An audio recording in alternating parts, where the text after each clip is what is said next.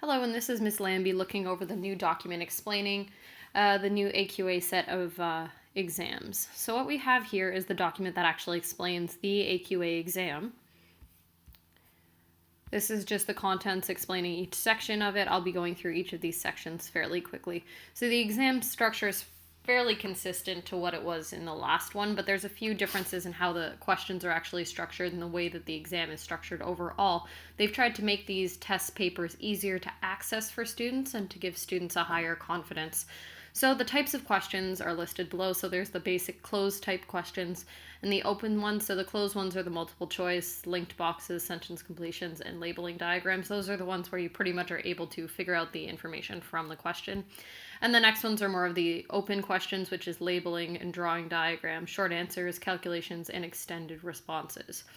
Okay, they also list a few differences between the foundation papers and the higher papers. So ramping up a level of demand basically explains how the test is and the certain level of each test. So in the foundation tier, the type of questions, the actual knowledge and ability that you need to have for each of these goes along at about this level. So you start at a low level of information and ability, and then you go up to about a standard. While in the higher tier, you start at that standard level, you go to a standard high, so you're still moving back and forth, still giving that little bit of confidence building at the beginning, and then making sure that you're able to, and then in the last couple questions, you're starting to stretch the student's knowledge. So you can see it actually changing in ability as we go through. And this is supposed to make the paper in general an easier, rewarding experience, which is one of the main reasons they did this. As we keep going down, again, this is explaining the same type of idea. So recognition, cued recall, and then uncued recall, and then extending all of this. So the foundation paper or the foundation tier is made out of many low demand questions aimed at levels 1 to 3. This goes into the new AQA specs of how we're looking at grades. And then we have the standard demand questions, which are 4 to 5. I will be explaining the differences in terms of the grading system in a little bit in a different video. In the higher tier, we have starting at level 4 to 5, moving up to 6 and 7, and then finally the grades 8 and 9, which are the higher level thinking. And these are the questions that most students are going to struggle with. So common questions between tiers, there's also going to be a few questions that are common between the tiers, and those are going to be the ones given to grades about 4 and 5, so any students in that range will be able to access them. So working scientifically, basically you have the 4 major strands that this is falling into. So how to think scientifically, using experimental skills, analysis, and knowing vocabulary units and nomenclature. So one of the things that they've actually taken out is the ICEs, or the required practicals, or the coursework during this set of exams. So you have to actually show that you understand how to do all of these within your exam, and you need to explain that on your test. So these just explain the different levels of how much the student actually needs to be able to explain their self. And then we go on to mathematical skills as well. So you do have to at least have a low level of math ability. So at least a minimum of 10% marks in biology, 20 in chemistry, and up to 30 in physics.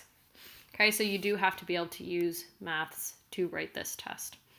Okay, you do need to know a few equations, and then we get on to accessibility. These are some of the important things and how they change the test. So putting command words at the beginning of the sentence and 1 per sentence.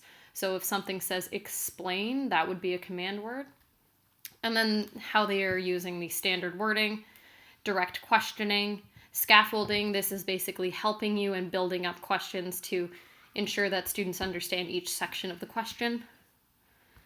Shortening the actual length of the question, that's what this is.